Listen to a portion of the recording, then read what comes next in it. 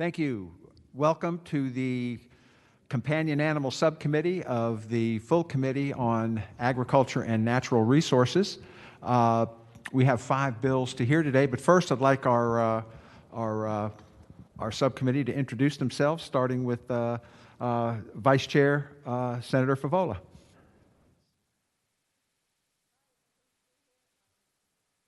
Turn your mic on.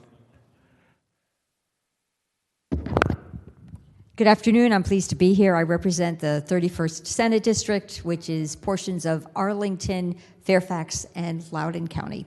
Thank you, Mr. Chairman. Thank you, Senator Favola. And next, Committee Whip, Senator Pillion. I'm Senator Todd Pillion, representing the 40th District. I'm the Senate Minority Leader on this subcommittee. Thank you, Senator Pillion. And with that, we have 5 bills, and we are going to have a 4-minute on each side of each bill that comes up, a 4-minute time limit. We don't have the timer here in the chamber, so the staff will be counting down the 4 minutes, and I will tell them if we need to freeze that by raising my hand and say just to hold the time because of some exigent circumstance. So with that, we have taken roll here by introducing our 3-member panel. So with that, let's start with Senator Boysko and Senate Bill 1379, the Humane Cosmetics Act. Senator Boysko, are you with us? Yes, ma'am. Yes, sir, Mr. Chairman. I have SB 1379, the Humane Cosmetics Act. I have an amendment in the nature of the substitute, if you'd like to. Do I have a motion on the amendment as a substitute? So moved. We have a motion. Do we have a second? Senator Favola, do we have a second? Second. Thank you. All in favor say aye. Aye. All opposed? The substitute is before us. So thank you, Senator Boysko. Thank you. The floor is yours. Thank you, Mr. Chairman. The nature of the substitute is a consensus product from the Animal Welfare Advocates and the Personal Care Products Council. Among the changes that are made are changes in enforcement to the Attorney General from the local Commonwealth Attorney's offices. The effective dates of the prohibitions are delayed by 6 months, and there are some changes to the exceptions to the prohibitions. For example, exception for complying with the requirement of a regulatory agency of a foreign jurisdiction, so long as no evidence derived from such testing was relied upon to substantiate the safety of a cosmetic product sold within Virginia by the cosmetic manufacturer, and no longer states that those tests must be conducted in a foreign country. The Cruelty-Free International worked with the personal care products groups on this bill with me. The legislation makes exceptions for special safety concerns, drugs used in cosmetic, foreign testing requirements, and allows companies to rely on the existing data from testing that was done already to regulatory requirements for non-cosmetic purposes under specific conditions. And we worked really hard with the industry stakeholders to reach an agreement on these points that consider the complexities of the industry while achieving a primary and shared goal of ensuring that cosmetics are not the cause of new animal testing. I will tell you that I have been working on this since I was a young intern in Senator Richard Shelby's office back in 1988. It's very exciting to see that this is actually getting some traction. We know that modern non-animal tests for cosmetics are accurate, they're efficient, they're affordable. The tests usually have been carried out on animals, have alternates or similar lower costs that have been proved by the Organization for Economic Cooperation and Development as official test guidelines, and these tests have comparable or higher predictive values for effects on humans than animal tests that they replace. Alternative methods that are using like simple organisms like bacteria or tissue or cells from humans and sophisticated computer models or chemical methods actually end up giving us better results. This would bring Virginia in line with nearly 40 other countries. It is supported by the major cosmetics industry, and I have some people here to testify, and I hope it is the pleasure of the body to move it forward. Thank you, Senator Boysko. Any questions from other members of the committee? Senator Favola. Senator Boysko, thank you for presenting this bill. Is this based on a national model, so other states have this language and are moving this way, I would hope?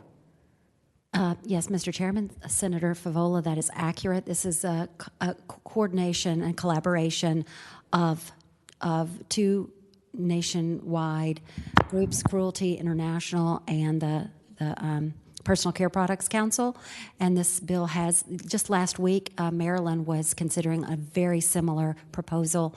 It is something that's been worked on around the country, and your Congressman, Don Beyer, is one of the champions of it at the federal level as well. Other questions from subcommittee members? All right, we're going to set the clock at 4 minutes for those who are in favor and 4 minutes for those who are opposed. Starting with those who are in favor, do we have anyone, staff, who would like to speak? Please bring them in one at a time. Yes, Mr. Chair, we have Jeff Hayslip, and if you'd like to speak, please remember to raise your hand. We're doing in support first. I'm speaking in opposition to the bill. I'm sorry, I raised my hand, but well, hold on. Let's see if there's anyone here to yes. speak in favor. Sharon Adams, please go ahead. Ms. Adams? Yes, I'm Sharon Quillen Adams, representing the Virginia Alliance for Animal Shelters, and we are in support of this legislation. Thank you very much, Senator Bosco, for bringing it forward. Thank you. Anyone else in favor? Yes, Mr. Chair. Molly Armis, please go ahead. Ms. Armis. Hi there. Thank you, Chair Marsden and members of the Companion Animal Subcommittee. On behalf of the Humane Society of the United States and our members and supporters in Virginia, I'm here to express support for SB 1379. As Senator Boysko noted, it makes it unlawful to conduct or contract for cosmetic animal testing, and it also makes it unlawful for cosmetic manufacturers to sell or offer for sale any cosmetics newly tested on animals. In traditional animal tests, guinea pigs, mice, and rats have substances forced down their throats, dripped into their eyes, or smeared onto their skin before they are killed. These test methods are unreliable predictors of human safety, as Senator Boysko noted, as different species can respond differently when exposed to the same chemicals. Consequently, animal tests may over or underestimate real-world hazards to people. Fortunately, again, as Senator Boysko noted, animal testing for cosmetics is completely unnecessary. There are no animal testing requirements for cosmetic safety substantiation in the United States. There are thousands of available ingredients for manufacturers to use that have a history of safe use. And frankly, there is really a global trend towards eliminating cosmetic animal testing. In 2018, California became the first state in the country to ban the sale of cosmetics newly tested. Thank you, Ms. Armis. Appreciate that. We have our next person in favor. Yes, Mr. Chair. Monica Engebretson, please go ahead. Hi, thank you. I'm Monica Engebretson for Cruelty Free International. I think Senator Boysko did a great job of explaining the bill, and I will try to pick up on the points left off by my colleague from the Humane Society. This bill picks up from the great work that Senator Boysko did before, where current law prohibits performing an animal test in Virginia if there's an appropriate validated alternative method. This bill would strengthen that prohibition by prohibiting the sale of cosmetics that are newly tested on animals, following in the footsteps of California, Nevada, and Illinois, and represents a compromise and an agreement that we've made with industry based on the shared value that animals should not be harmed for the purpose of creating cosmetics. There are lots of polls, of course, that show that this is an issue that unites Americans across political parties and across generations, with equal amounts of Democrats and Republicans in favor of laws that prohibit animal testing for cosmetics. And once again, across generations, all the way from Gen Z through boomers, equally are passionate about this issue. We know one of the key issues is to push for a federal ban, and each state that takes this step helps curate that momentum for the national law on which these state bills have informed. And thank you. Thank you, Ms. Engebretson. Stan Tretiak, you are not on the screen, but you're on by phone. Could we call on Mr. Tretiak next?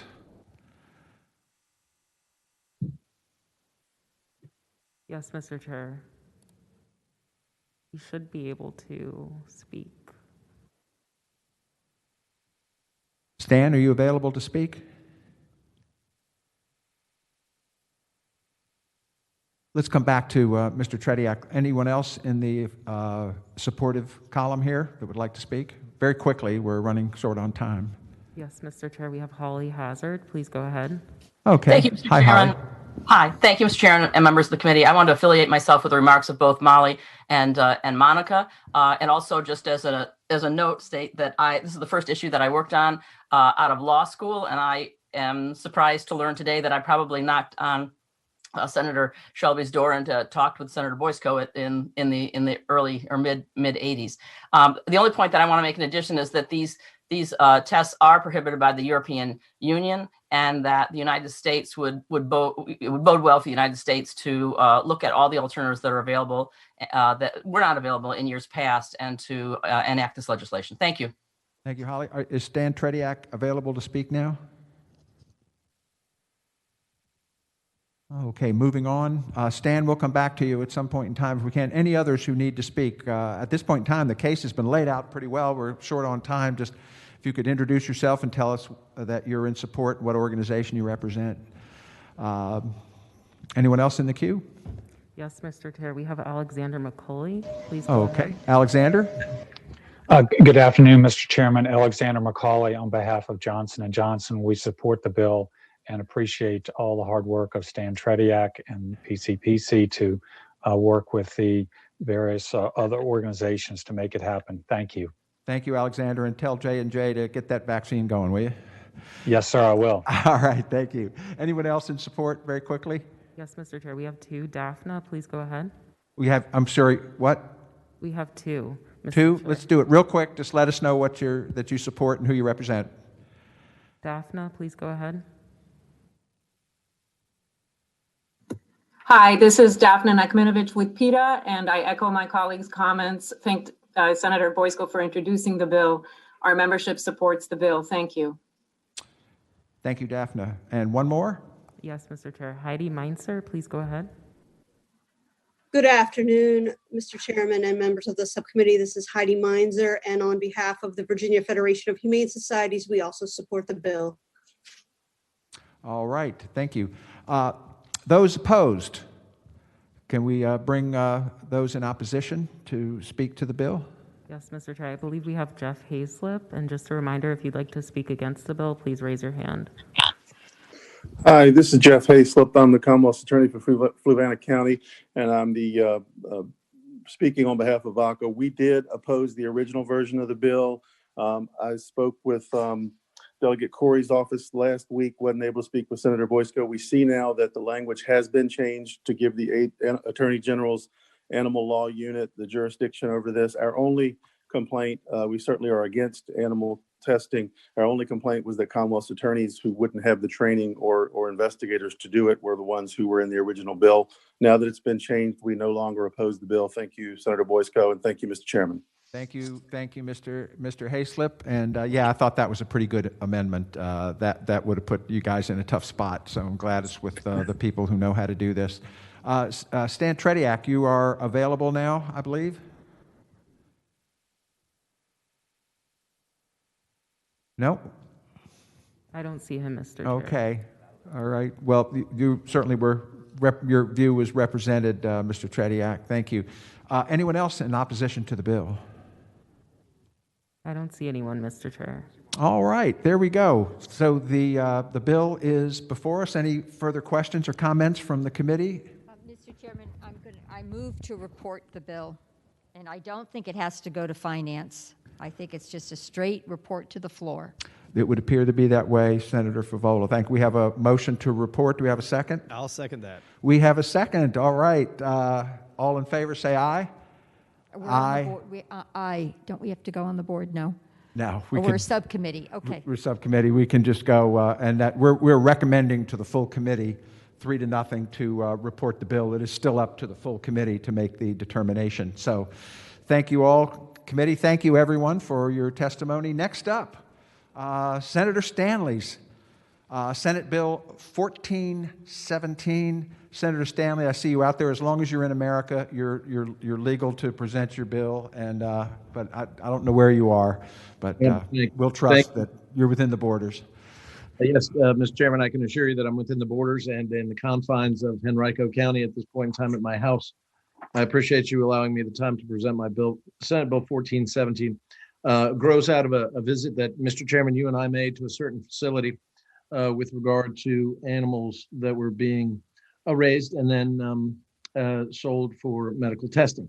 You know, Mr. Chairman and members of this committee, that I previously filed bills with regard to that. Well, this one came about, and I believe through Senator Marsden, Mr. Chairman, and my visit, where what we were seeing is that these dogs may have been sold into to testing facilities, but what happened to them after the testing was done, when they became less useful or not useful anymore in testing? And what we wanted to do is give both these testing facilities and our public universities the ability to find forever homes for these dogs and cats who may be used in these tests. And I think it's not only just a good thing for the companion animal, but also for those that are using these animals in the testing facilities. There is a substitute, I believe Dave Barry has written. Dave, is that true? Yes, Mr. Chair, the substitute is now on LIS.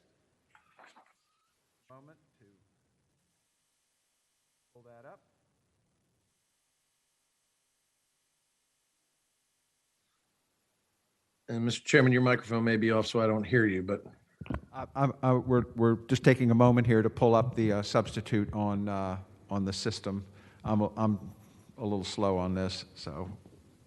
And then I have just some basic line amendments based on some stakeholders that contacted me, which brings some clarity, and I have no objection to those simple line amendments as well.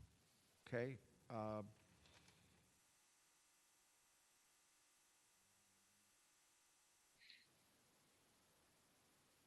All right. Okay, I've got the substitute up, Senator Stanley. Do we have a motion on the substitute? Do you have a second? Do we have a second on the substitute? Second. We have a second. All in favor say aye. Aye. Substitutes before us. And Senator Stanley, you said you had a couple of line amendments as well? Just very, very basic line amendments. If you look at line 41, and hopefully that's the same as what your substitute looks like, Dave, after it starts on that line, safety risk to the public, add to that or welfare of the animal. For the word. Is that the only line amendment? No, there's one other brief. Well, let's vote on them one at a time. Do we have a motion on the line amendment? So moved. Do we have a second? Second. All in favor say aye. Aye. And so that line amendment has been adopted. The second line amendment, Senator Stanley? Yes, sir, Mr. Chairman. Thank you for that. On line 44, after the word where it says reasonable amount of time and before prior, insert up to 3 weeks. So 3 weeks would be the deadline for the adoptive process.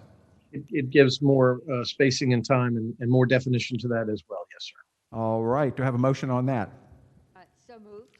We have a motion. Do we have a second? Thank you. We have a motion to second. All in favor say aye. Aye. That line amendment is adopted. And we've adopted the substitute as a whole. Senator Stanley, present the bill. Yes, Mr. Chairman, members of the subcommittee. Basically, this allows for animal testing facilities that no longer have a need for a dog or cat in its possession that has been used for testing, or maybe it wasn't even used for testing, but that dog or cat does not pose a health or safety risk to the public or to the welfare of the animal, that they can offer then that dog or cat to a releasing agency for eventual adoption or through private placement, or even in the case of a testing facility or an institution of higher education as requested by Virginia Tech, they can develop their own adoption program for that animal or animals. And again, it allows for a reasonable period of time, up to 3 weeks, prior to euthanizing such a dog or cat for those releasing agencies or private agencies to retain the animal for adoption.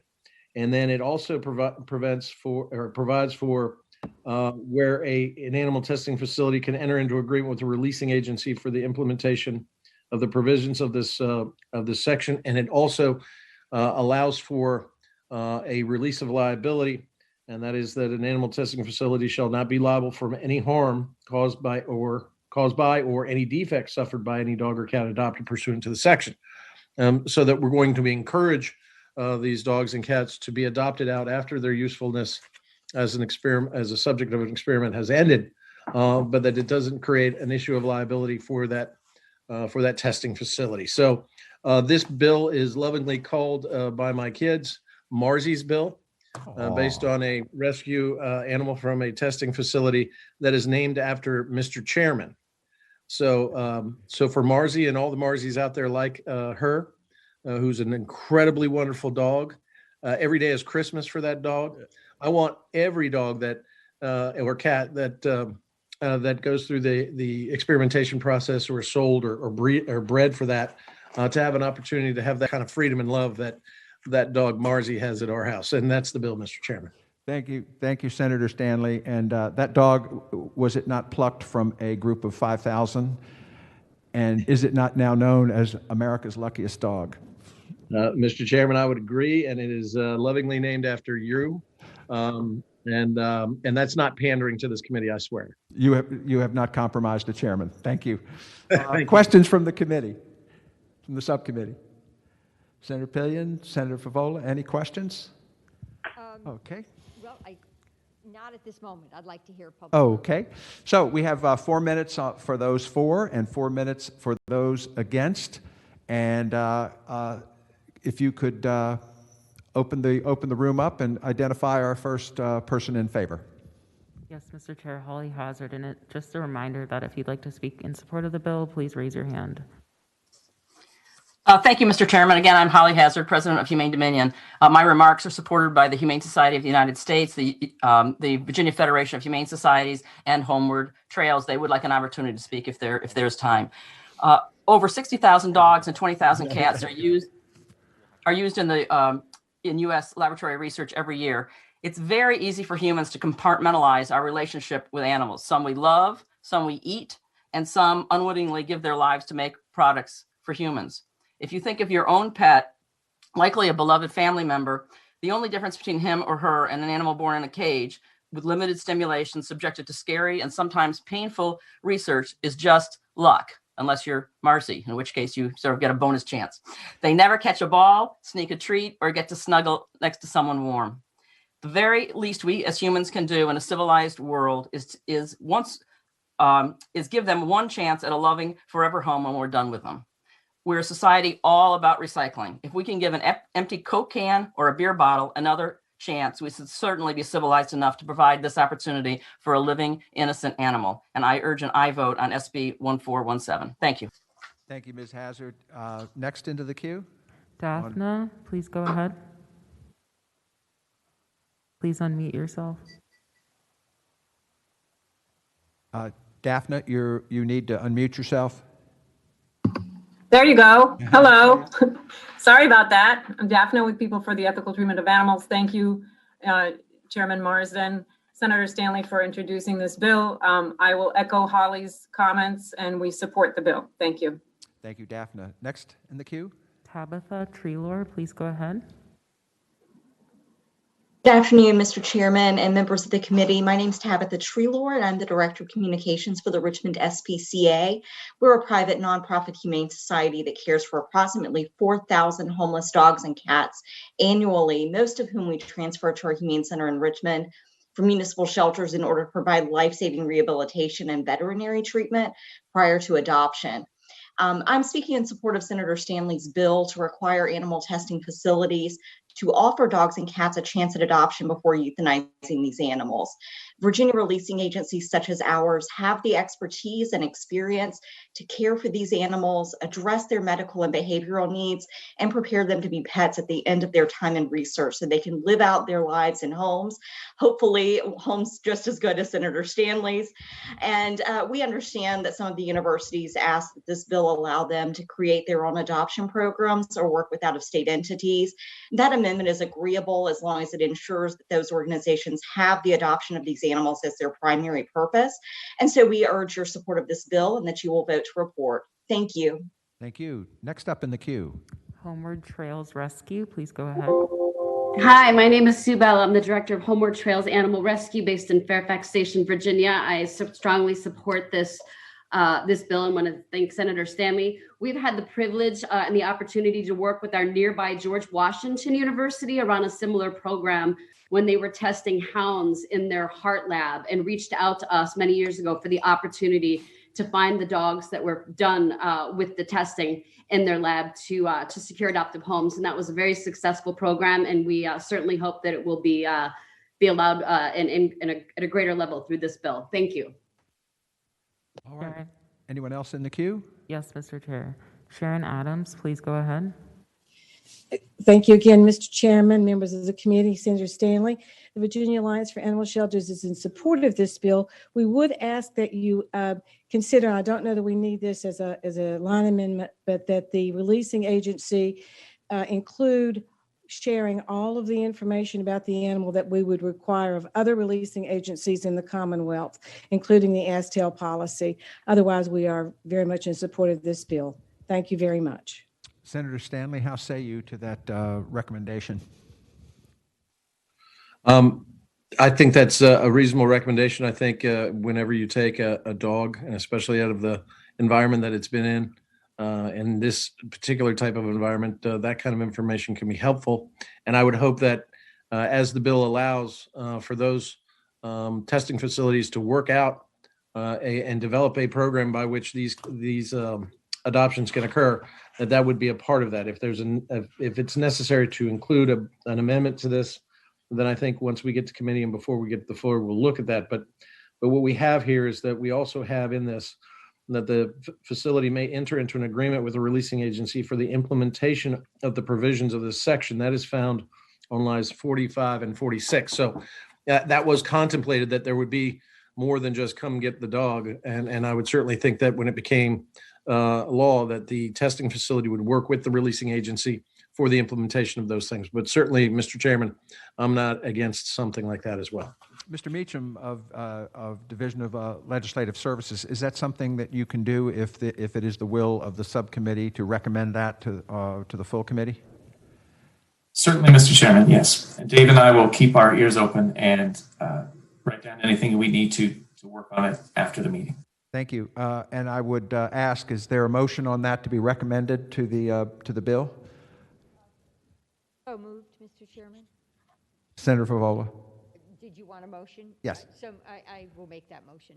And Senator Pillion seconds. I agree, and that will include that as a recommendation to the committee, full committee.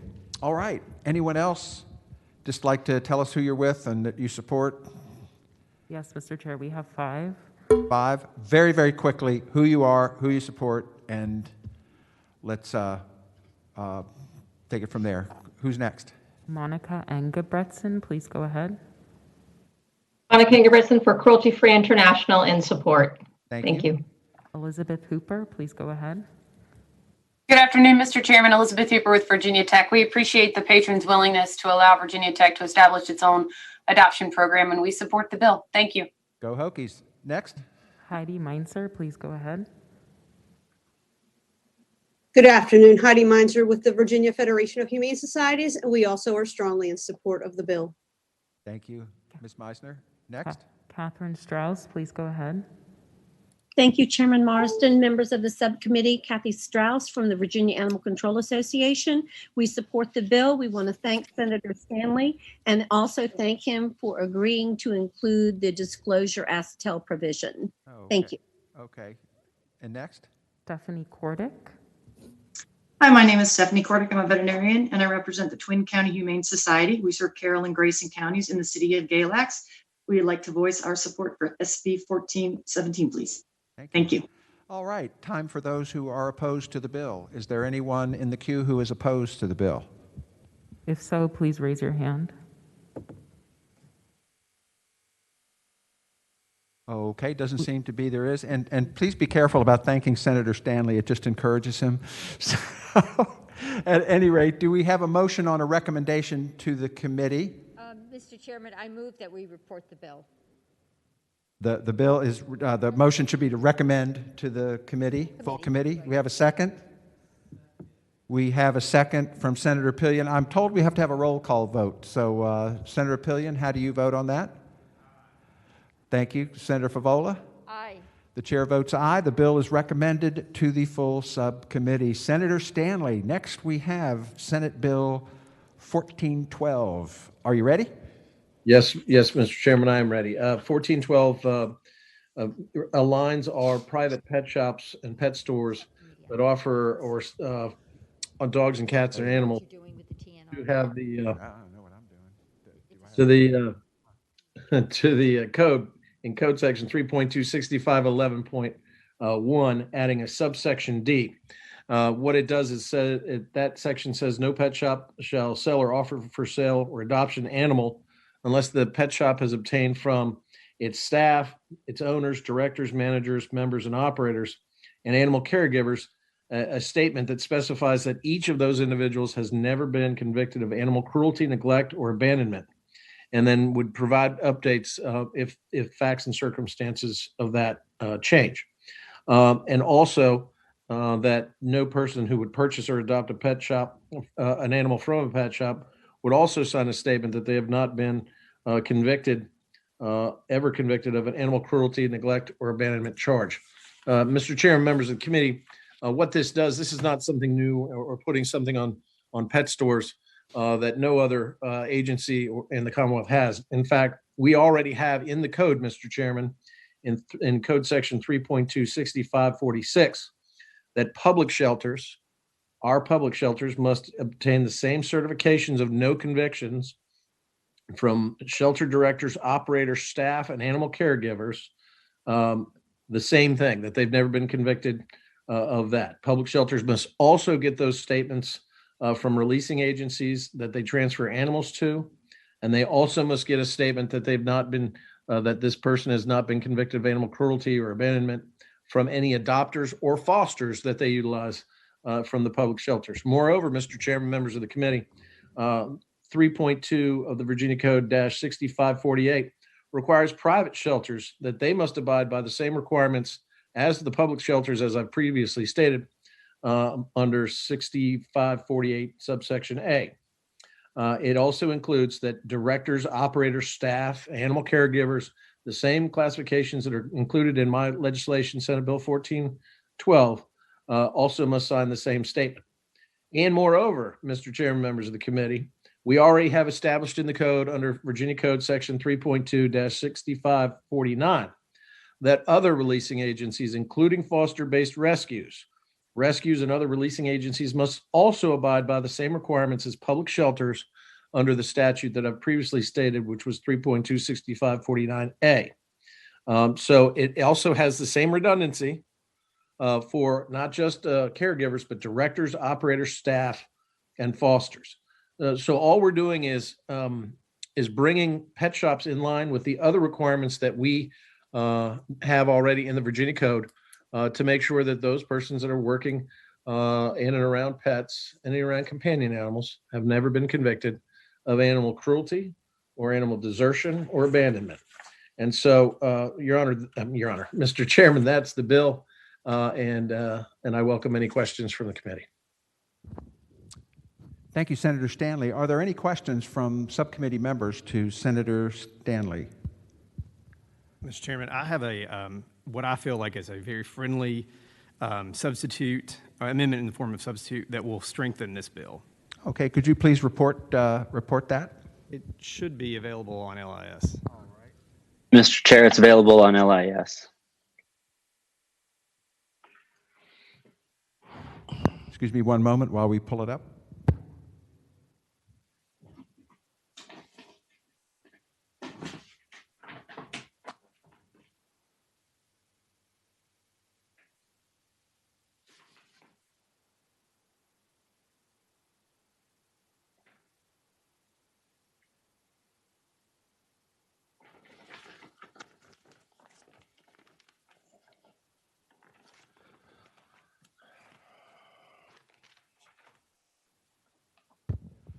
All right, I have it up here. Senator Favola, do you have it? I do, sir. Okay, could you describe the amendment, Senator Pillion? Thank you, Mr. Chairman. So I'm certainly in support in the concept and the intent of this bill to ensure no pet caregiver or owner has been convicted of animal cruelty. And many stores already do that and have the purchaser require to sign a statement to that effect. The problem is if a store employee, for example, a recently hired off-site bookkeeper with no history of animal cruelty failed to have such a statement on file or the statement was lost due to the actions of an employee, he or she would be subject to a Class 1 misdemeanor. This does nothing to protect animals. It creates an extremely punitive system for paperwork violations. And so I think this keeps the intent on animal safety, and that's why I propose this. Okay, thank you, Senator Pillion. Senator Stanley, how do you view this amendment? Is this a friendly amendment? Well, Mr. Chairman, I don't have, and for some reason can't pull it up, so I don't know. And Senator Pillion has not brought that to me before. So if he wants to read, if he's just removing the Class 1 misdemeanor from the otherwise of my legislation, then I wouldn't have a problem with that. If he's changed the language in the bill that I haven't seen, maybe I might have an issue with that. So, Mr. Chairman, if I respectfully could ask Senator Pillion, if he's just removing the Class 1 misdemeanor language, but the problem being is that that's already in the code under 3.26511.1 as it pertains to A, B, C, and would then to D, because it is then currently subsection D, which says any person violating the provision of this section is guilty of a Class 1 misdemeanor for each dog sold or offered for sale. So I just asked for clarification since I don't have it in front of me and I'm trying to find it. Mr. Chairman. Thank you, Senator Pillion. I would like to remind Senator Stanley, this is the amendment that I provided for him on Thursday. I don't know if he may have misplaced it since then. Is this the one that came from Mr. Spots, the lobbyist for the pet stores? That is correct. All right, and so then if I'm and I have not lost it, I'm looking at it right now. So basically, under that bill, D then becomes just no person shall serve as an owner, director, officer, manager, operator, member of the staff, or animal caregiver of a pet shop if such person has been convicted for a violation of provision of 3.26570. And then E, and I'm reading this just to make sure we're right on the same page. E would be prior to selling or giving for adoption any dog, a pet shop shall obtain a signed statement from the purchaser or adopter specifying that such person has never been convicted for a violation of this section. But then F still has any person violating any provision of this section is guilty of a Class 1 misdemeanor for each dog sold or offered for sale. And then it adds another section under the dealer's part, which is similar to the statement above. So my question, Mr. Chairman, is if we were trying to remove the misdemeanor classification, maybe I'm missing it. Was that Senator Pillion, was that your intent to remove the? It places the Class 1 misdemeanor in the person who is hired if they have been found guilty before. Did you hear that, Senator Stanley? I've heard it. I don't know that. I guess what he's doing is he's transferring it to the person who's hired and not the statement itself. I don't know if this is the perfect way to get there on what he does, and I'm happy to work with Senator Pillion on this amendment if this bill is recommended, and certainly will not. We don't want to have someone convicted or charged with a Class 1 misdemeanor for a document mistake in terms of not filing it. The bill itself merely says if you work there, you file a statement with the business that says never been convicted of these charges against animals. And then unless it changes, you don't have to keep doing it. So that's really what we're going at. The class 1 misdemeanor, of course, is more in line with the subsections A and B and C. And certainly for someone that might have been a buyer of an animal or an adopter of an animal from a pet shop who then signs a statement that they have never been convicted of animal cruelty when in fact they have been convicted of a charge of animal cruelty. So I certainly, my good friend from the Southwest, I don't want to do anything to run over top of him, but I think we can probably work together on clarifying language between my version and his version that accomplish the same goal. Senator Pillion? Mr. Chairman, I'm certainly not an attorney, but I can phone a friend that is available to support these amendments, if that would be the pleasure. Well, would it be appropriate under the guise of a subcommittee to refer this matter to the full committee and allow the argument at that point in time, after you've had a chance to discuss with Senator Pillion, we can take that amendment up in the full committee after perhaps reporting it out of this subcommittee? Does that make sense, Senator Stanley? Does that work for you? Mr. Chairman, that makes sense to me. I'm certainly not adverse to something like this. I would like an opportunity he handed it to me. I didn't know it was coming, but certainly I'll sit with Senator Pillion, and who's a great friend and I think very highly of, and we'll work this out. Or this amendment can be offered to the committee at the subcommittee. I mean, the full committee. So I think that might be the best way to go, and I'm getting nods from the staff that we can certainly do that. And so at any rate, we have it before us. We can defer that, but we're not passing a bill here. We're recommending it up the line to the full committee. So why don't we, at this point in time, take testimony? We have 4 minutes for those in favor of the bill. Yes, We bring our first person from the queue. We have Heidi Krosky, and just a reminder, if you'd like to speak in support of the bill, please raise your hand. Okay, Ms. Krosky. I am actually in opposition to the bill. Oh, okay. Let's go on then to someone. Raise your hand if you're in favor of the bill.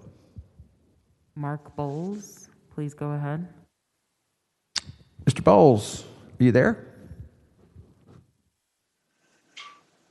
Yes, Mr. Chairman, it's Mark. I appreciate the opportunity to be called upon, but I had raised my hand for the other bill and not this bill, so I have nothing to add on this one. Okay, thank you, Mr. Bowles. All right, anyone Yes, else in favor of the bill in the queue?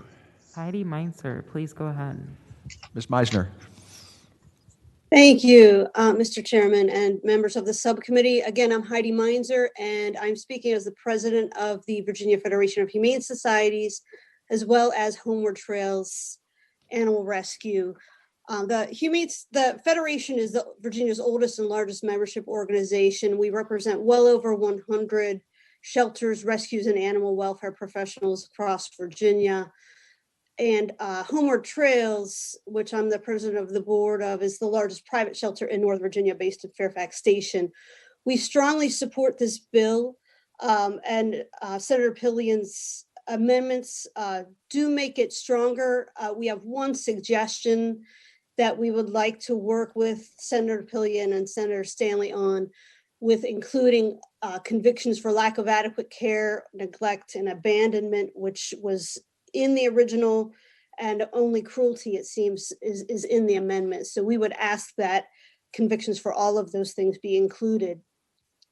For many years now, shelters and rescues throughout Virginia has had to comply with this exact issue of obtaining statements from everybody, from the president of the board all the way down to any employees, volunteers, fosters, adopters, that those individuals have not been convicted of cruelty, neglect, or abandonment. And this law would simply give parity with pet shops, commercial breeders, and dealers.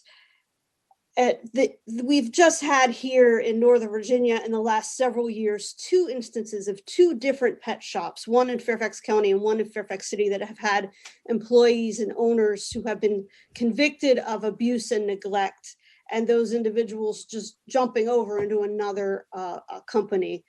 and it's just not right. We need to protect the animals. We need to protect the individuals who are going to these places to buy animals, and just having them hop from one business to another does nobody any good. So we would urge that the subcommittee refer this and ultimately wrap in convictions for cruelty as well as neglect, lack of adequate Thank care. you, Ms. Meisner. Next up in the queue, Sharon Adams, please go ahead. Sharon. Yes, Mr. Chairman, members of the committee, again, thank you, Senator Stanley, for this bill. The Virginia Alliance for Animal Shelters supports it. We concur with Heidi that we need to add the 6503 provisions for adequate care. Felony is important, but adequate care also matters. I think it's something that you can work at, so I would recommend referring the bill. Thank you. Thank you. Next in the queue, Amy Reed. Ms. Reed. Hi, I'm Amy Reed. I'm the co-owner of Woofy's in Ashburn, and I strongly support Senate Bill 1412. As Heidi referenced, I actually worked directly with one of those people that she was talking about earlier in Fairfax. Last year, right before COVID hit, we found out that someone was opening a new pet store in Chantilly, and they were planning to operate their business under my name of Woofy's. So it started off as a trademark infringement case, but it quickly turned into a bigger issue. We found out through our research that the owners of this new pet store trying to use our name were two brothers who had been arrested and charged with animal cruelty from their time as managers of a Petland store in Fairfax City. Petland is now closed, but many animals didn't receive proper veterinary care. They suffered, many of them died, and now here they are again in the pet business and operating a new pet store. And you As a believe, pet owner myself, and you believe, Ms. Reed, that this bill, perhaps as amended and what have you, would prevent somebody from closing up shop in one place and going somewhere else and perpetrating cruelty on animals again? yes, and that's what we want. Thank you, Ms. Reed. Next up Thank in the you. queue, Kara Moran. Kara. Hi, Welcome. Mr. Chairman. Thank you, and members of the subcommittee. I'm Kara with Virginia Positivity. I want to thank Senator Stanley for bringing this bill forward. Just very quickly, I sent everyone some statistics on the correlation between animal abuse, family violence, and sexual offenders. And research indicates that people who commit acts of cruelty towards animals, that's usually an indicator of other things down the line. And at least 4 of our pet stores in Virginia are located in closed-in malls. In Virginia Beach myself, I see children and teens going in and out of the stores unattended with parents. And then also the stores do employ teens, usually sometimes, holidays, summer. And so I think this bill will also protect children, teens in our community. Thank you. Okay, thank you. Next, could you I think we're getting the idea here. If you could just state your organization and that you're in favor of the bill before we get to those opposed. Catherine Strauss, please go ahead. Thank you, Chairman Marston, members of the subcommittee.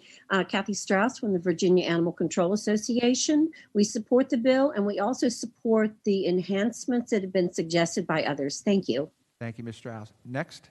Daphne, please go ahead. Hi, I'm Daphne with People for the Ethical Treatment of Animals. Thank you, Chairman.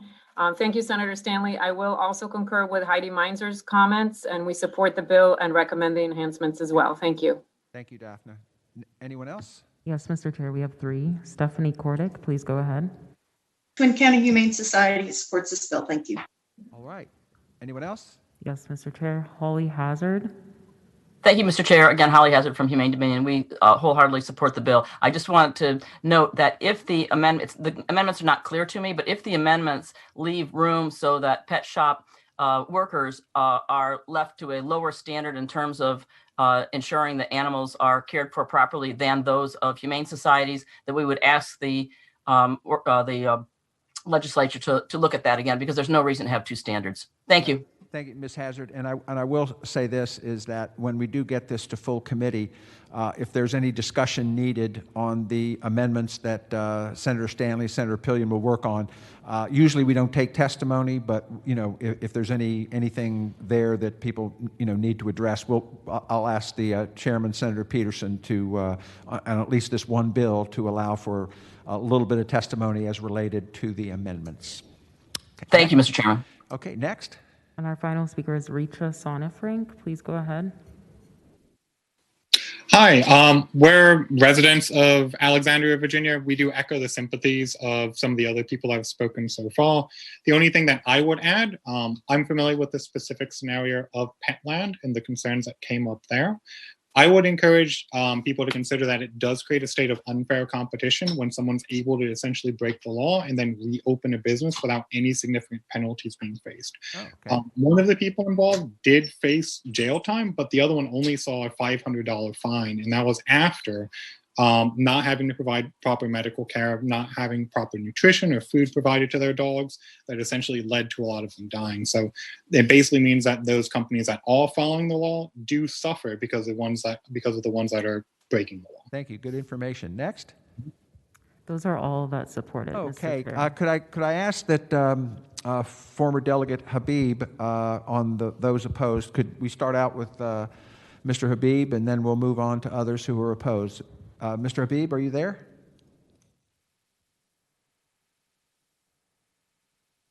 Unmute yourself. Thank you, Mr. Chairman. Can you hear me? We can. All right. Thank you for having me. I'll click my video so Senator Stanley can see my smiling face after all the years we spent together.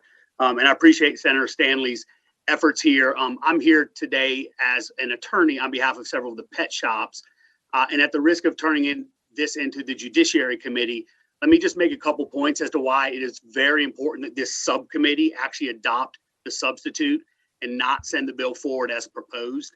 The bill as proposed does not prevent someone convicted of animal cruelty from working in a pet store. Let me say it again.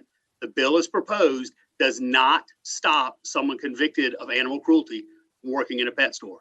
It only requires paperwork to be filed to say whether you have or haven't. And if you say, yes, I have been convicted of animal cruelty, it does not stop you from working in that store. It is just paperwork. What the proposed substitute does is actually bars somebody convicted of these charges from working in a pet store. That's the actual goal.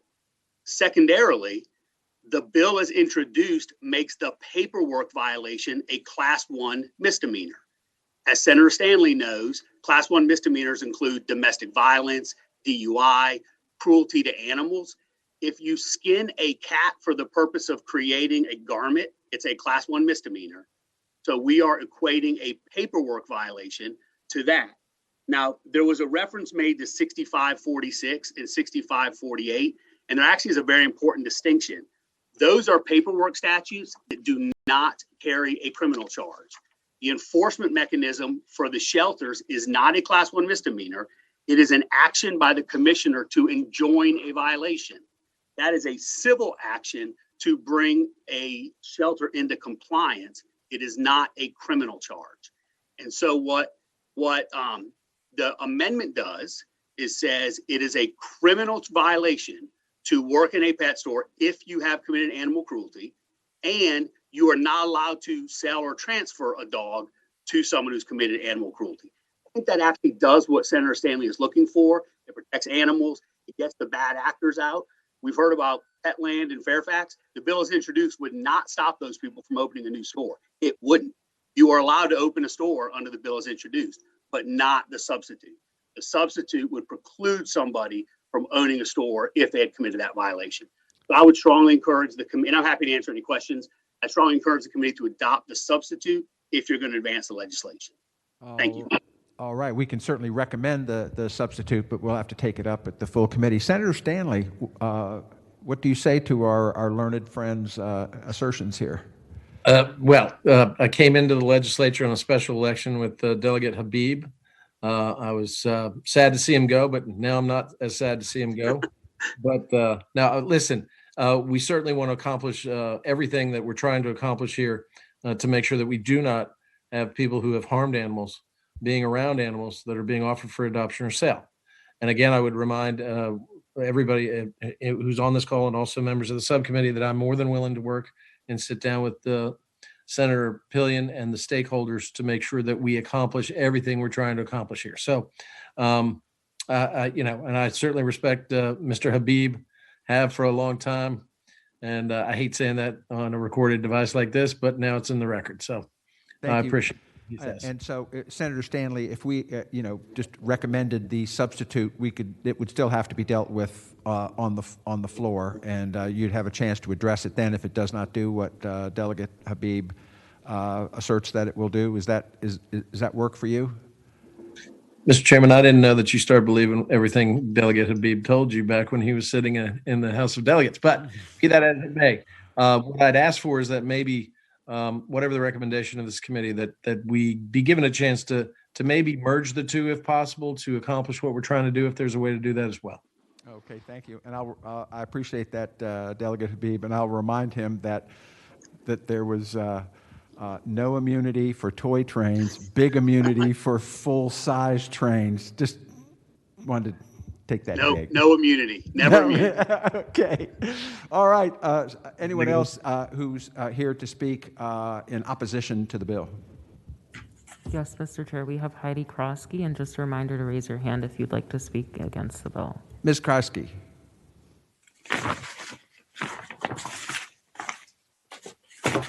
Hello, thank you for having me. I'm here today on behalf of the Virginia Animal Owners Alliance. We're a group of animal owners who love our pets and love our animals, but we're kind of concerned about the direction that the state is headed, and that's why I'm here today to ask that you please oppose Senate Bill 1412. We do believe that it's well-intentioned, but we have some real concerns because animal ownership in Virginia has kind of become a liability, whether you look at the ownership definitions or different things that are being used throughout the state to charge owners. I actually sent each of the 3 senators on the subcommittee the stories of Travis Evans of Stafford County, Virginia, and the story of Paula White of the Roanoke Valley SPCA. And their stories really illustrate that we need some reforms in the animal care code. So at this point in time, we're asking that you please oppose the bill. Let's fix the laws that we currently have and then move forward with care. Thank you. Thank you. Next up in the queue for those opposed. Samantha, please go ahead.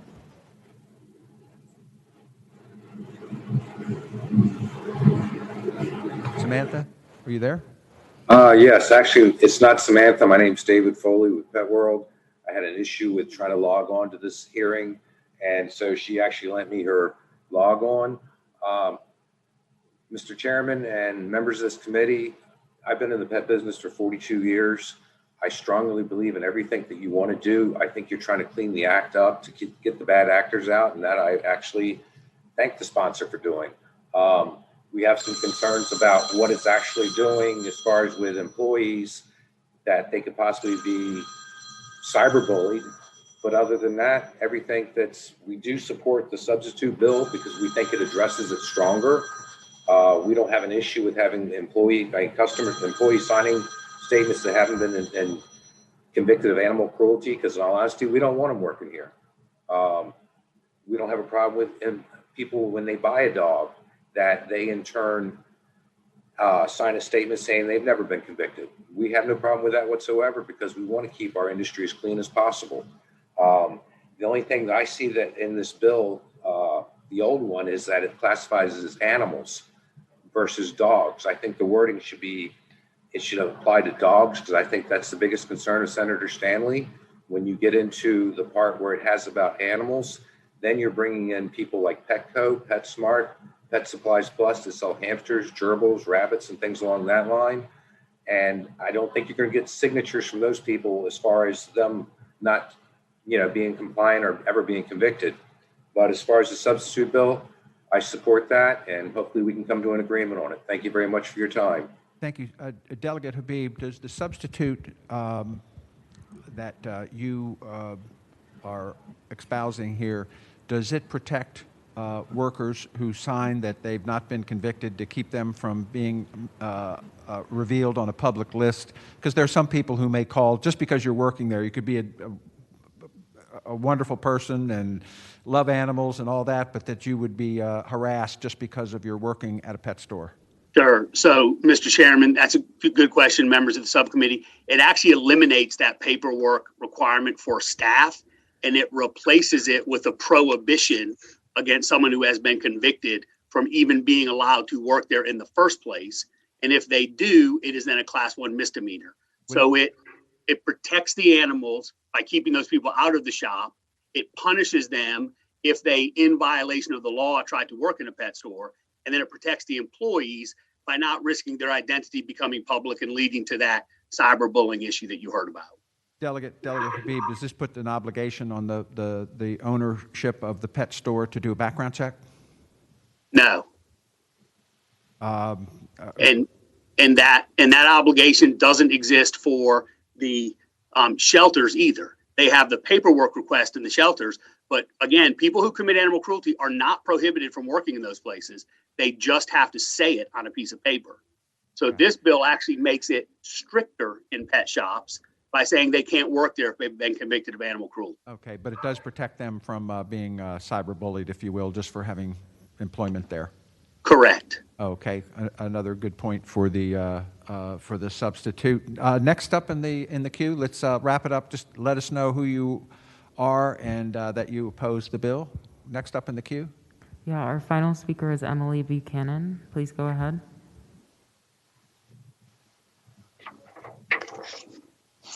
Ms. Buchanan, could you unmute, please? Can you hear me? You can. Hi, my name is Emily Buchanan. I own a pet store in Stanton, Virginia. I've actually worked since I was 12 in a pet store, and I love animals. I just want you guys to know, I will not tolerate anyone in my store that does not have respect for animals. I mean, you have to love animals to be in my store, whether you're an employee or a customer. Again, I love animals. I own animals. I always have, and I always wanted to own a pet store. And I do strongly support the substitute bill because it is stronger. And I only want to do what's right for the animal welfare. Okay, thank you, Ms. Buchanan. Is there anyone else in the queue? No, Mr. Chair. Okay. At this point in time, let's do this. If it's okay, I'm looking for a recommendation or a motion to recommend the substitute, and we'll take up the substance of it, Senator Stanley, if that's required at the full committee. If that's okay, I'd be looking at Senator Pillion to make that recommendation. I'll make that motion. recommendation. Okay, and Senator Favola, you've kind of missed out on the what we're doing is reporting a recommendation for the substitute, but with a pledge to Senator Stanley that if there's problems with it, he will have an opportunity to speak to it at the full committee hearing. I guess pet stores? Yes. So there you go. So we have a motion. Do we have a second, Senator Favola? Okay, there we go. We have a roll call vote. Senator Pillion? Aye. Senator Favola? And the chair votes aye. The bill is recommended to the full committee with the understanding, Senator Stanley, that you will be able to address any concerns you have about the substitute at that point in time after you've had a better chance to review it. Does that work? Thank you, Aaron. Thank you, members of the subcommittee, and thank you those who came out both in support and opposition and exercising their rights and letting our governments know how they feel about these very important issues. I appreciate it, Mr. Chairman, and I will make sure that when I have a Zoom call with my family tonight, I'll tell Marzi that you said hello. And tell her this treat's on me, right? You got it. Give her one. All right, there we go. Okay, moving on. Our next bill is Senator Lewis, Senate Bill 1390. Senator Lewis. Yes, sir, Mr. Chairman. Batter up. The floor is yours. First off, Mr. Chairman, I'd like to start off by thanking Senator Stanley, too. And I don't know why, but it seems to be the thing to do in this subcommittee, so I didn't want to be the only one not to thank him. Senate Bill 1390, Mr. Chairman, deals with trap, neuter, and return, a subject which I know the chair and I think the rest of the members of the subcommittee are very familiar with. I have three simple line amendments, Mr. Chairman, that I would like to move, and if they could be reported to the committee. Senator Lewis, could you report the line amendments? Just tell us what the line is and what the amendment is. All right, on line, they're mostly technical and formulaic, Mr. Chairman. On line 441, on the introduced version, after any, insert set. It's referring to the traps. Hold on, 441. That's at the end, I believe, Mr. Chairman, where it talks about procedures for accepted procedures. For the trap After neuter. any, put what? Set, insert set.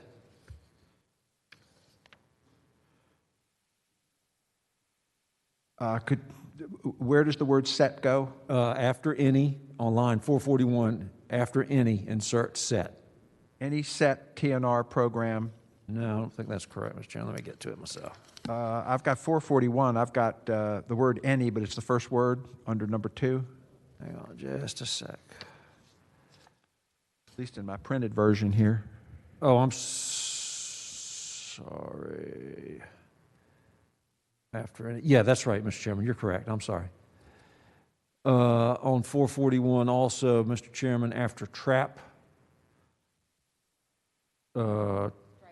strike set, that's correct. And on 443, after released, strike from the trap and insert at the trapped location. That's fine. Do we have a motion on recommending the line amendments?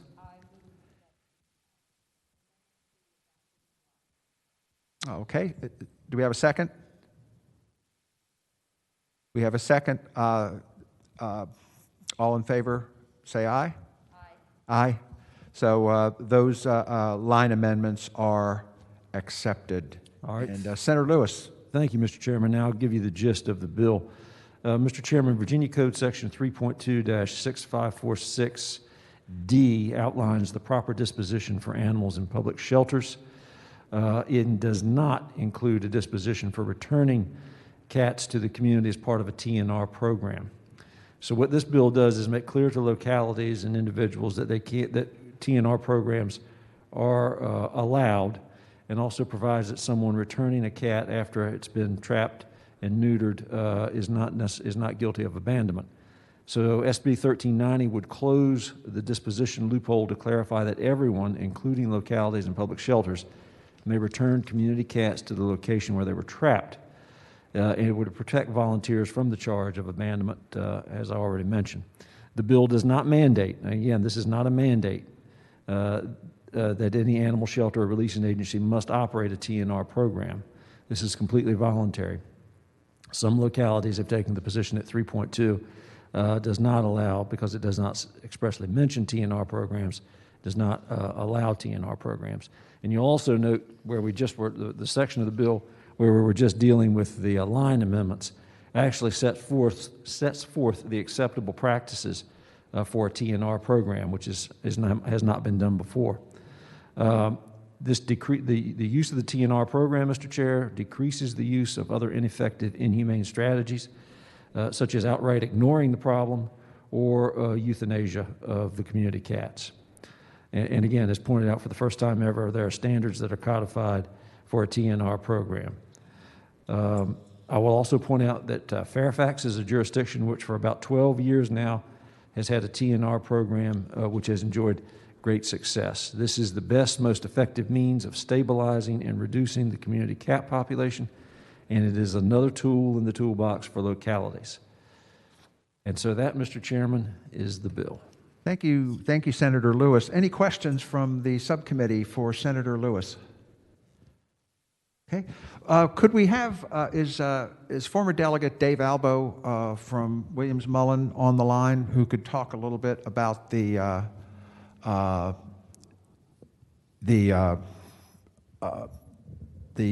program in Fairfax where they've been operating a TNR program? Yes, Mr. Chair, I just promoted him. Delegate Albo? Oh, well, hey, thanks for calling on me. Dave Albo. I'm at Williams-Mullen. I'm representing Alley Cat Allies. I sent all of you a link to a graph that Fairfax County used in their webpage talking about the 10th anniversary of the TNR program and about its success. Now, no one's going out and doing a census of feral cats, so we can't say for sure what the exact statistics are, but what Fairfax County uses as a measurement is how many feral cats have been returned to shelters. In 2008, the chart shows it was about 650, and that's the beginning of the program. By 2018, the 10th anniversary, it shows 300, about 300.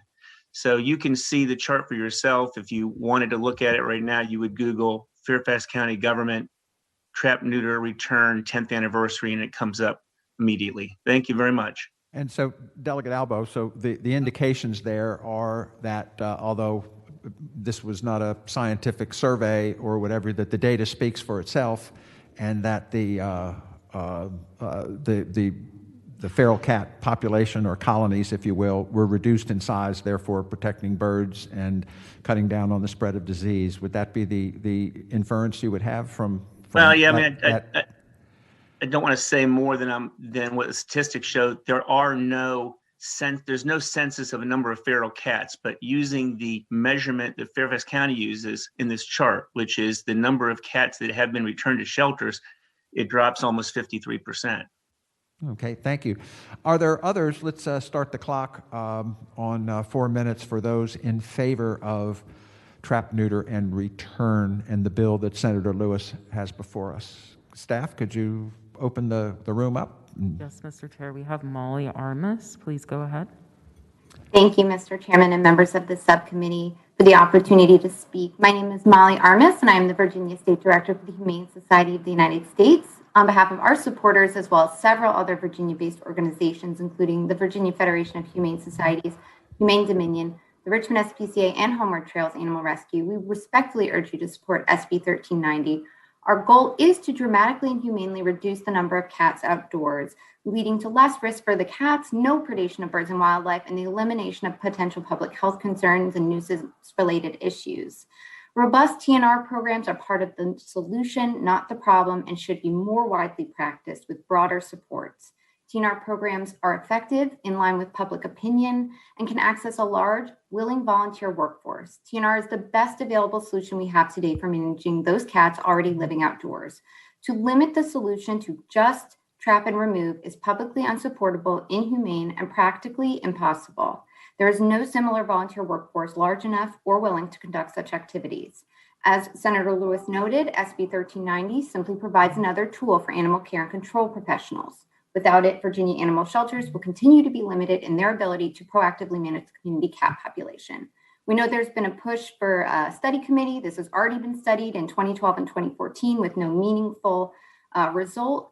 There is no practical, perfect solution to this problem. However, working against TNR while offering no other, practical, effective solution is counterproductive.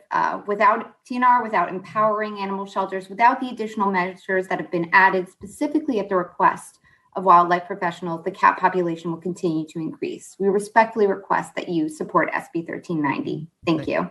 Thank you so much. Next up in the queue. Jean Kilgore.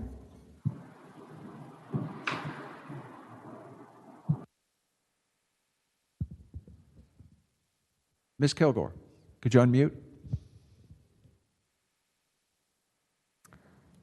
Okay, we have Becky Robinson. Please go ahead. Okay, Ms. Robertson, go ahead.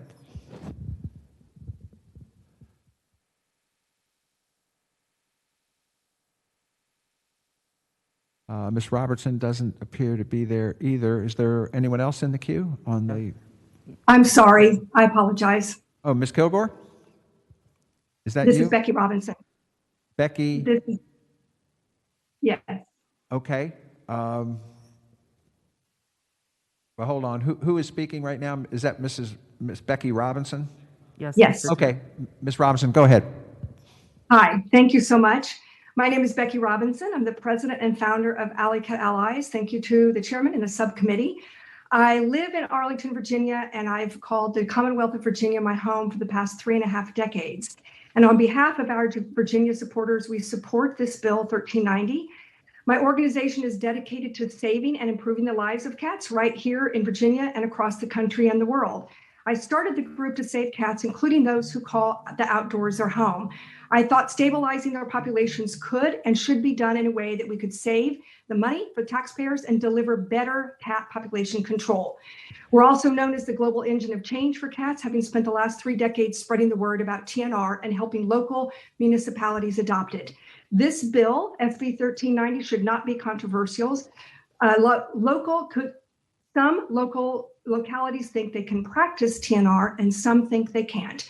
This bill clears up the confusion in the statute 3.2 6546 section D. Trap neuter return programs have been proven to work, and it addresses community cat populations, reduces shelter intake and the numbers of cats killed. It also reduces calls to animal services agency, and it saves taxpayers dollars. Throughout Virginia, these programs are working and they're thriving.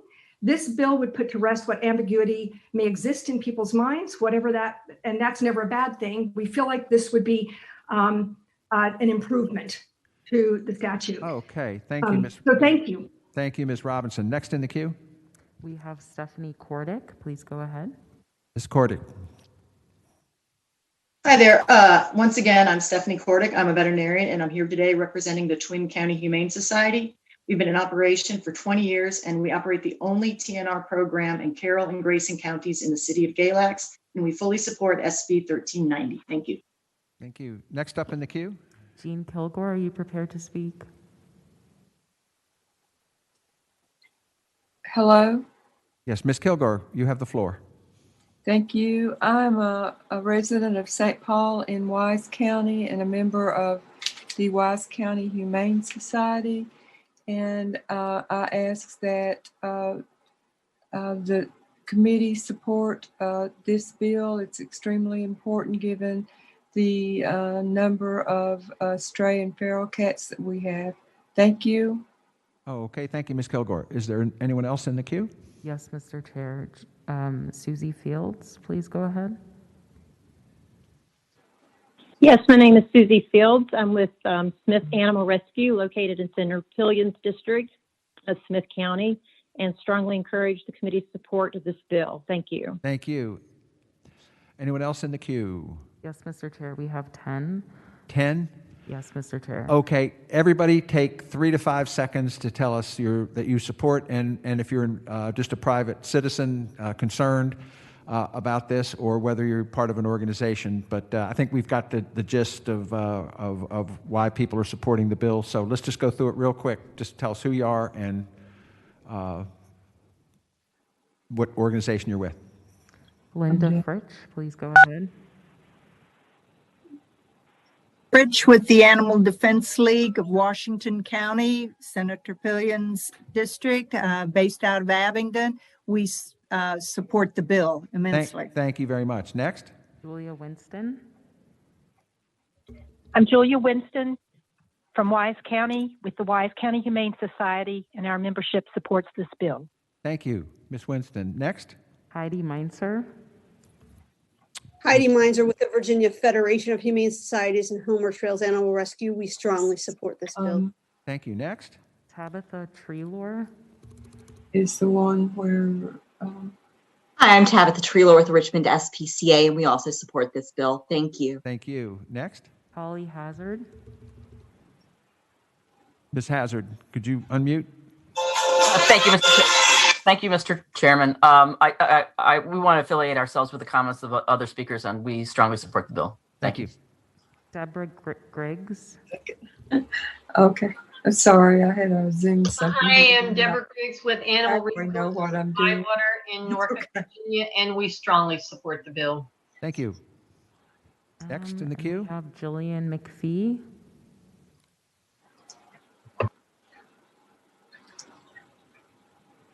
Okay, do you need to unmute there? Okay, let's move on. Okay, we have Sharon Adams.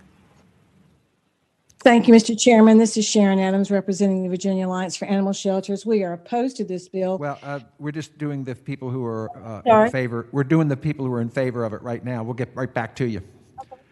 Okay, anyone else in favor? No, Your Mr. organization and your name? No, Mr. Chair, we have no more. We have no more. Very good. So, Sharon, why don't we go with you for those who are opposed to the bill?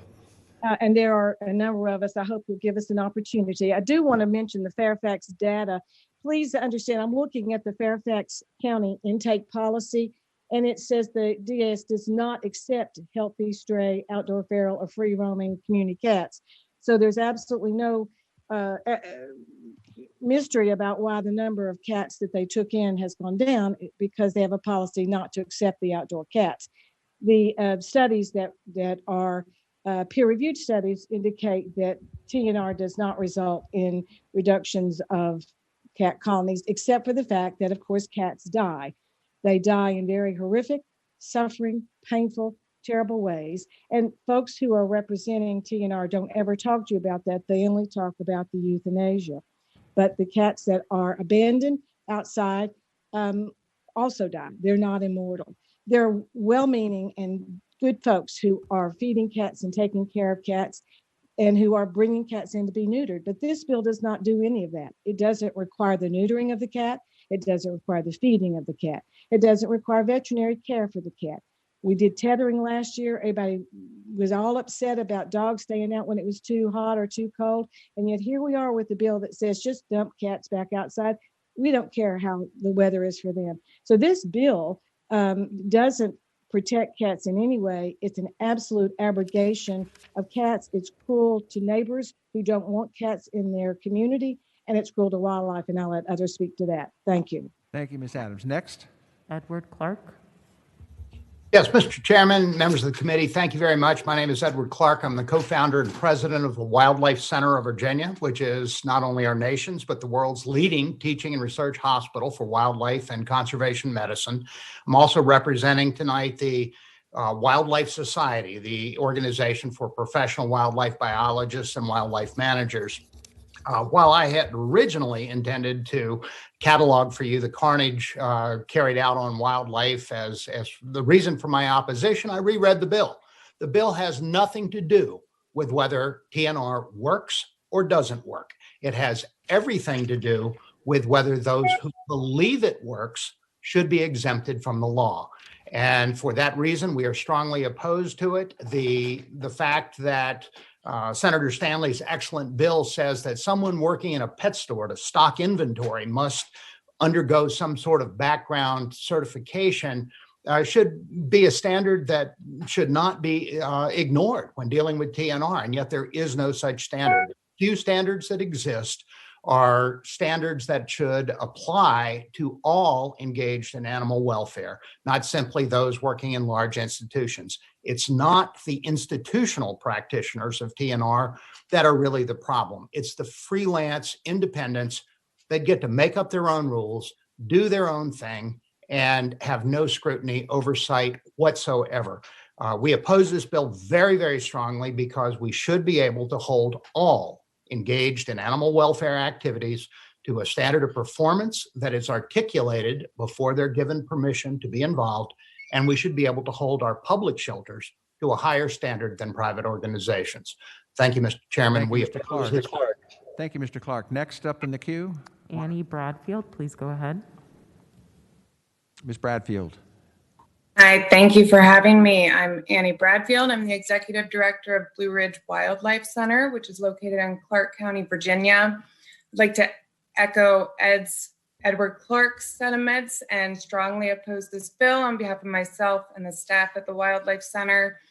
We believe that not only will this bill encourage the mistreatment of cats and feral cats, and it will also undermine animal welfare laws. So okay, thank you. Okay, at this point, just give us your name and your organization and whether you're in opposition to the bill, because I think we've got a good sense of why people oppose it. Next up in the queue, Catherine Strauss, please go ahead. Thank you, Chairman Marsden, members of the subcommittee. I have shared a lot of information with you about the devastating effects of large groups of feral cats. The Virginia Animal Control Association strongly opposes this bill for the reasons I provided previously and the ones that our opposing speakers have stated today. Thank you. Thank you, Catherine. Paulette Dean. Ms. Dean. Yes, thank you, Mr. Chairman and members of the committee. I'm Paulette Dean, the Director of and Humane Investigator for the Danville Area Humane Society, have been for 28 years. We add our testimony to all of those that have been shared, including the cruelty and the lack of record keeping. Just one additional thought. Last year, we took in 1,493 cats. 661 of those cats came from other localities because their public shelters would not take them and people did not want them around the house. And Some had been TNR'd and had been shot with arrows or were dying of other illness. For this, we are strongly opposed to this bill. Thank you. Thank you. Anyone else in the queue? Just give us your name and the name of your organization. Hi, I'm Roberta Kellum. I'm from the Eastern Shore of Virginia Birding and Wildlife Programs, and I'm also speaking against the bill on behalf of the Virginia Conservation Network. Just piggybacking on all of the other issues about wildlife and birds, which are very important here on the Eastern Shore, of course. I just wanted to bring to your attention one statistics about the success of the trap, neuter, and release on the Eastern Shore. There are 2 organizations that are practicing trap, neuter, release on the Eastern Shore. And in the time period of the past 7 years, the number of stray cats that have been taken in by the animal control has actually increased by 32%. Again, this is not an effective way of managing feral cat colonies. And the March 2020 report that I sent to all of you from the University of Florida Department of Wildlife Ecology and Conservation reviewed all of the studies on TNR and concluded that TNR cat colony populations were reduced only if there were high rates of adoption or removal, about 50%.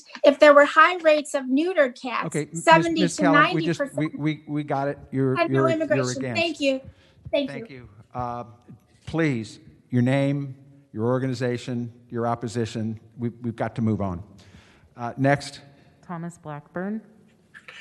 Thank you, Mr. Chairman. I'm president of the 4,500 member Audubon Society of Northern Virginia, and we strongly oppose this bill because, among other things, feral cats kill 1.7 billion birds in this country every year. Thank you, Mr. Blackburn. Next. Grant Sizemore. Chair Marsden and members of the subcommittee, thank you very much. My name is Grant Sizemore. I'm speaking today on behalf of American Bird Conservancy and our supporters.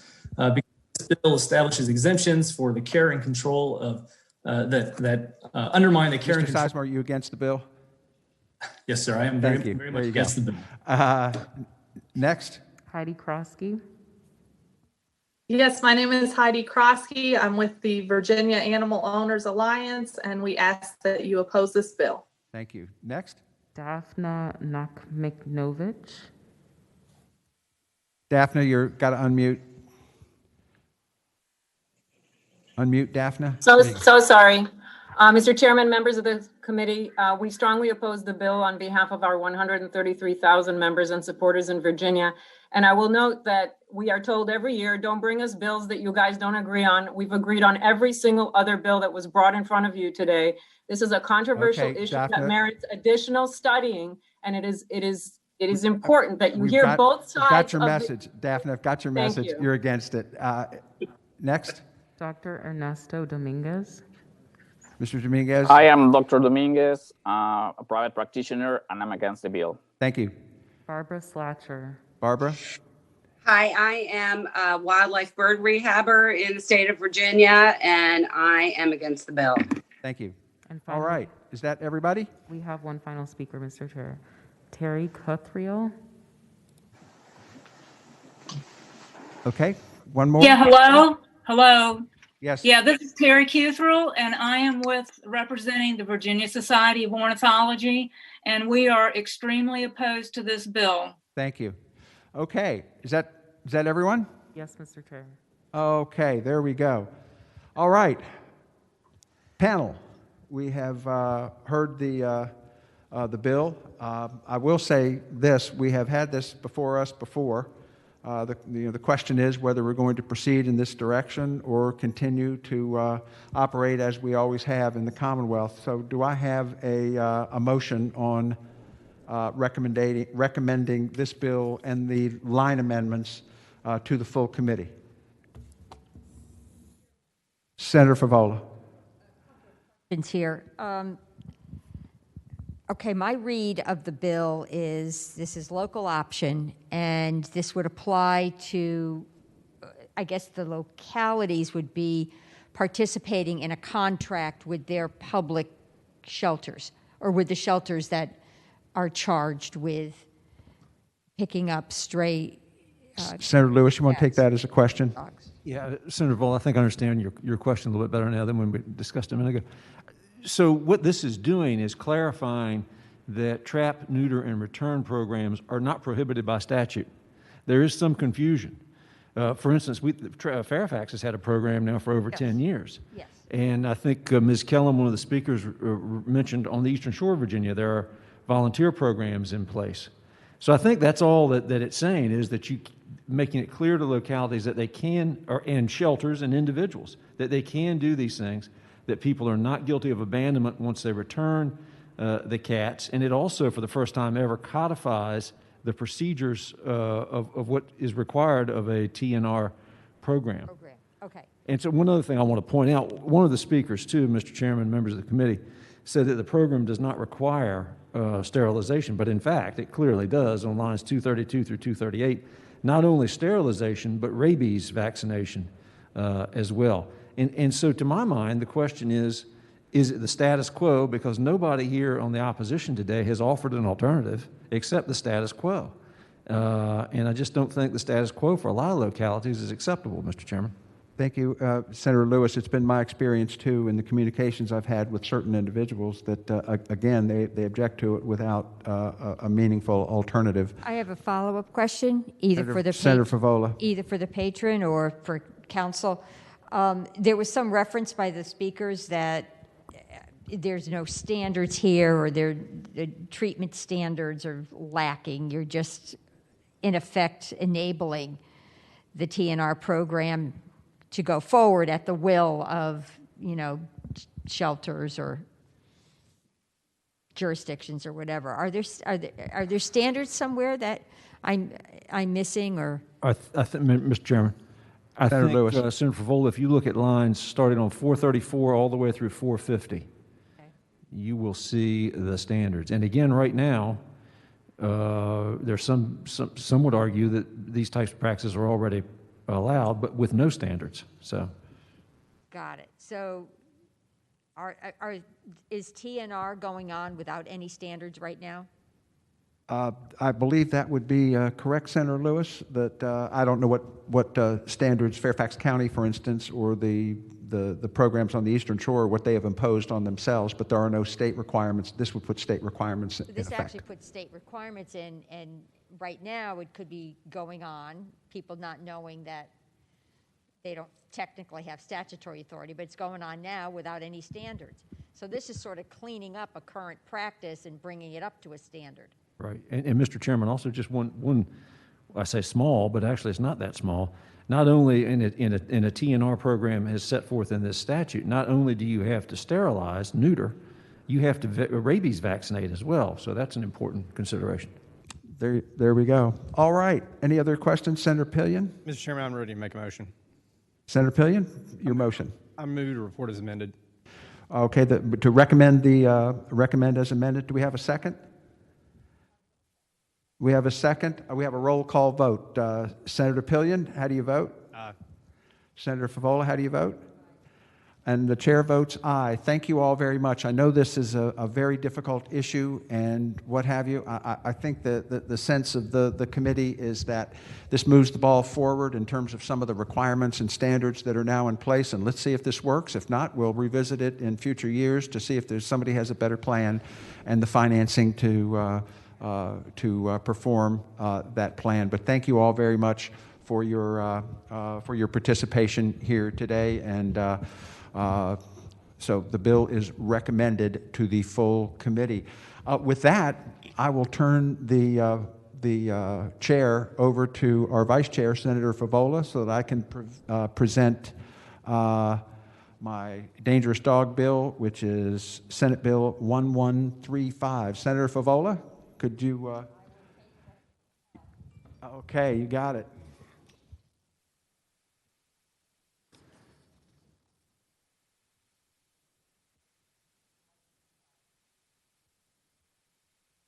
Are you ready?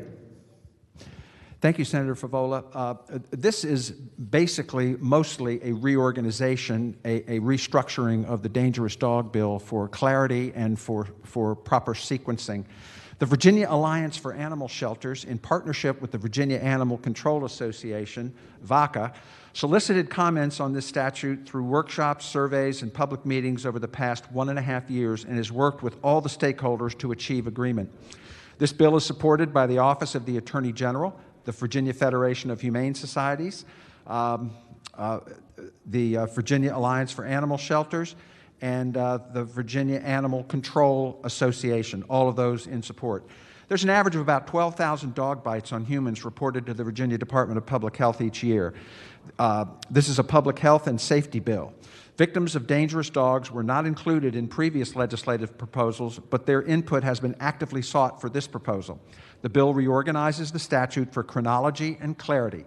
The bill closes several loopholes that exist in current statute that allow owners to avoid the dangerous dog process by surrendering the animal to a releasing agency, preventing adjudication. In other words, if you're under the possibility of prosecution here, you can surrender the dog, and that makes it go away, and we don't know where that dog is going.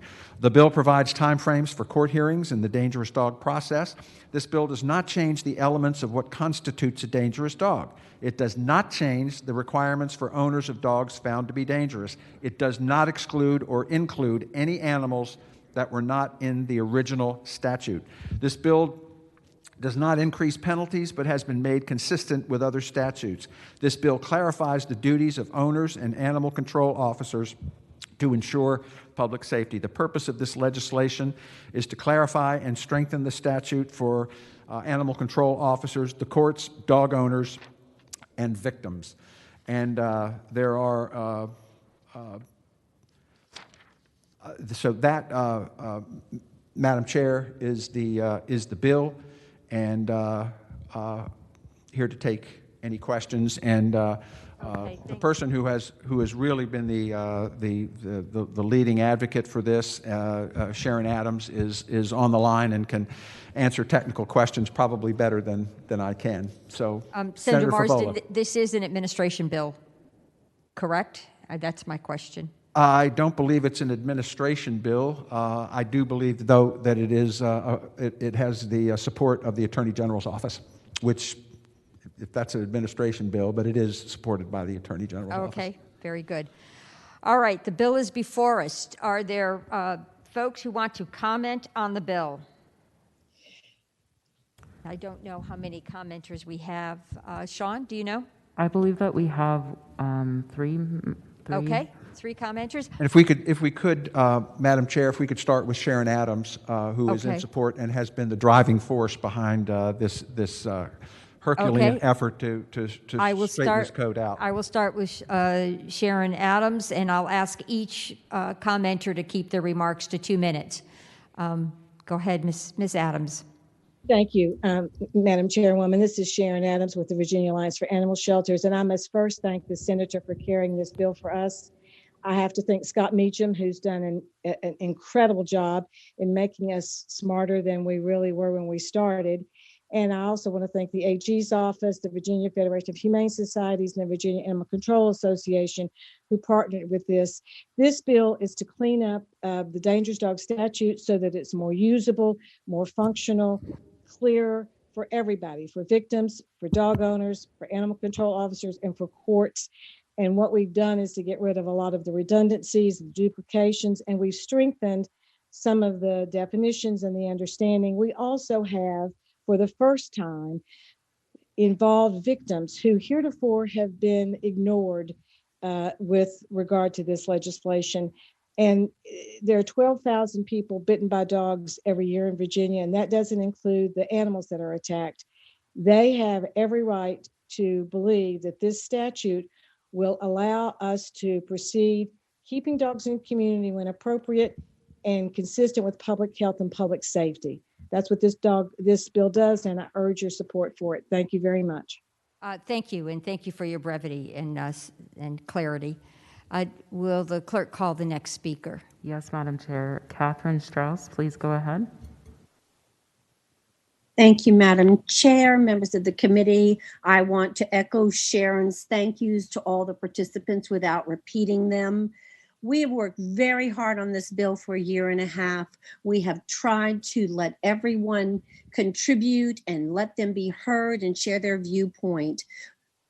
We think we have a good bill here, a strong bill. We've made some real strides in cleaning up this statute, which was band-aided for way too many years. We have a good product here. I hope you will support this bill. Thank you. Appreciate it. I guess our third and last speaker, Thea, would you call? Alice Harrington, please go ahead.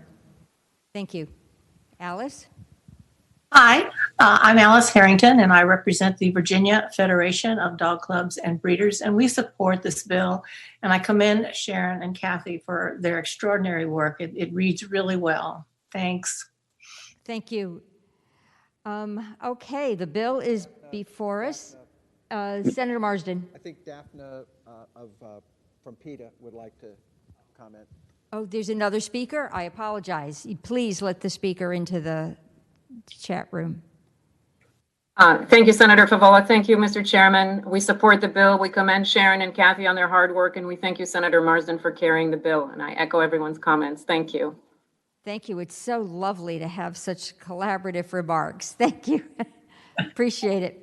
Okay, the bill is before us. Senator Marsden, did you want to offer the substitute as well? Oh, excuse me. Yes, I did want to offer Okay. Madam Chair, that's now on LIS. Is it now on LIS? Okay, I would like a motion to accept the substitute. Okay, and I will second it. Motion has been made and seconded. All those in favor of accepting the substitute signify by saying aye. Aye. Okay, the bill in the nature of a substitute is before us. I'm happy to accept a motion. Move to report, or move to recommend reporting. Thank you. As amended by substitute. And there's a second. Okay, motion has been made to report the substitute bill, and there's been seconded. All those in favor, would you like a roll call, Sean? Chair, Senator Pillion. Aye. Senator Favola. Aye. Senator Marsden. 3-0. Very good. Thank you. Senator Marsden, the committee is now yours. Thank you so much. We couldn't do this subcommittee without the support of people who have spent a lifetime of care and concern for animals and trying to get the details right. I know we have some disagreement on a few of these bills. We will not be taking testimony at the full committee level, except in the area of Senator Stanley's bill, where he needed time to review the substitute. But I thank you all for your passion, for your concern, for your caring, and for your learned contributions here today. And if things don't work out, as we hope they do with some of this legislation, we are certainly open to coming back here and reviewing it and making changes as necessary. So thank you all. And if there's nothing else, the subcommittee shall rise.